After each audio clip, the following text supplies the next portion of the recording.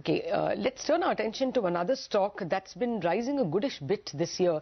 We must pull up the chart of Rajesh Exports. The stock has had a dream run lately. That one-year chart will come up for you in just a bit, 155% higher in the year. So let's find out what's going right for this company. No, that's the intraday chart. This is how the one-year chart looks, and clearly the last 6 months have been good for the stock. Let's invite Rajesh Mehta, the executive chairman of the company, he's joining us now. Good morning, Rajesh. Actually, the sales numbers look very impressive in the last quarter, 57% higher. But quite clearly, your profits tend to be much lower than your sales number. So let's look at the profit. The fourth quarter did a substantial rise from 60 crore to 205 crore. Should we assume the 200 crore will be your run rate? Yeah, morning, Lata. If you look at our results last year, we have posted total revenues of over 50,000 crores with an EBITDA of around 765 crores and a net profit of around 648 crores. And as you said, even if you look at our last quarter, that is the fourth quarter of last year, we have posted impressive results. That is, year on year, we have grown close to about 100%. And even quarter on quarter, we have grown to around 48% or something like that. So even this quarter, I think we are expecting good revenues and good results because we have been, as we have been announcing of late, if you are seeing, we have been receiving good export orders. And we feel we should be able to post good numbers even in this first quarter. Okay. But you know, Rajesh, if I looked at your FY15 balance sheet, for a sales of that size and even profit of 600 crore, your fixed assets are only 165 crore. Isn't that a bit strange? Well, we are primarily in the business of jewelry making and gold products.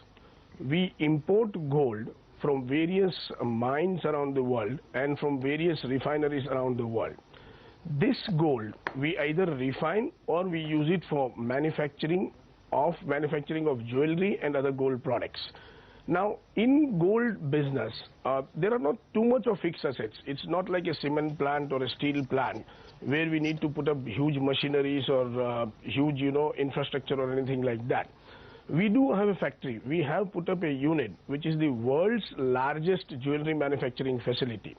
And we are a zero debt company. Primarily, since our assets, fixed assets are low, we have never required debt. We are a cash-rich company, if you look at our balance sheet.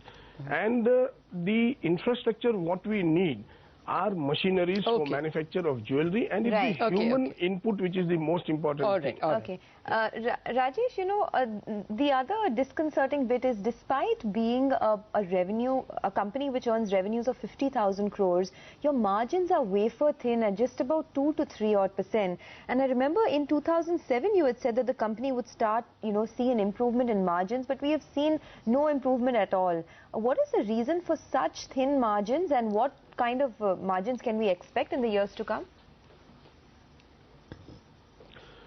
Well, you're right. When you look at our margins, our EBITDA is around 3.5% and our net profit is around 1.8 to 2%. Now, this is primarily because we manufacture jewelry in wholesale and we supply to large-scale manufacturers and wholesalers around the world.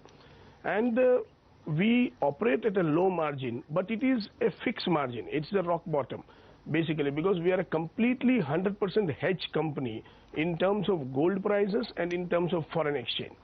But the profits what we get basically are fixed profits. That is, we will never go below this because they are. It's like a job work. We get the gold, we translate and convert it into jewelry and export it.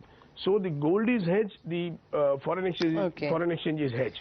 So what we earn is fixed, our own earning. But going forward, we are definitely working towards improving our margins. In 2007, we had definitely said that we are set to improve our margins.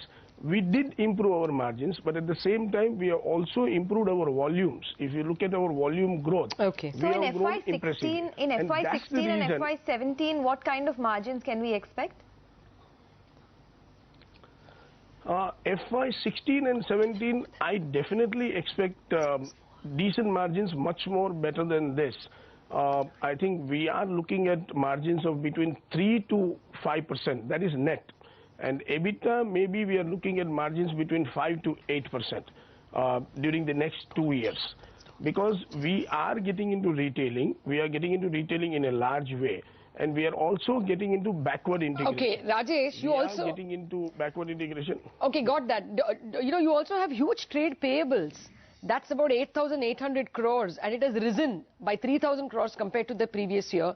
You're also reporting negative cash flows. All these are worrying trends, aren't they?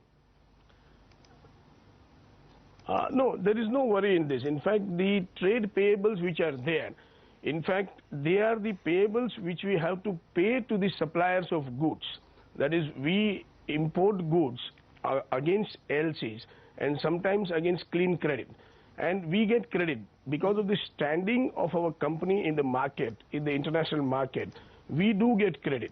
So we get credit, and these are the payables which we have to pay to our suppliers. Okay, they are not debtor days. These are trade payables. These are not any long... Sorry? These are not debtor days, debts that is owed to you. No, these are we are supposed to pay, Okay. basically. Okay. So basically we are supposed to pay to our suppliers. They are gold suppliers basically to whom we pay. But Normally, why would you companies not do pay? Not get gold on credit. Why would you not pay? You have got cash on your books. No, because we would like to use our cash to better things. Okay. We use our cash to different things. We earn Okay. interest on that. And so many other ways we use the cash. Now, when we are getting international credit based on our standing, why should we go and pay? Fair enough. It's not required, because when somebody is ready to give me credit without any, other problems, and it's better I use the credit. That's why we use the credit. All right, we'll leave it at that. Thank you very much, Rajesh, for joining in this conversation. Okay, let's take a break on